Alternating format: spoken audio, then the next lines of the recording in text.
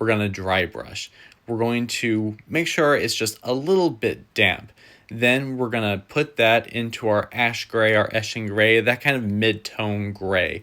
That's really going to make the initial colors pop on this Space Wolf.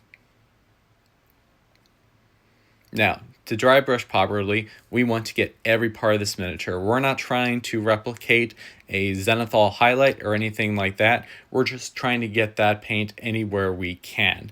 And that's kind of what it looks like once you are done with that. Next, we want to make sure we just clean off our dry brushes so we can use them in the future. And we just do that by dry brushing on something else until there's no paint coming off onto our hands.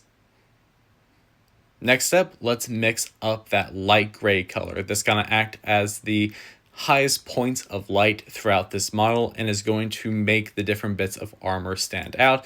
And I know that bottle is a bit weird, but honestly, the nozzle doesn't work anymore and it's just easier to pop the cap off, dab it onto the paper, and then mix. And what we're going to do here is we're just going to keep on mixing until we're happy with what we get. And don't be afraid to add some more white like I'm doing here to get an even lighter gray color. We don't want a pale gray, but we also want to be a few tones away from that Eshin or ash gray that we used at the start of this project.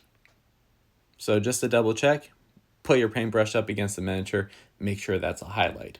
And then we're repeating the process with a dry brush, getting a little bit damp before going and applying that to our miniature.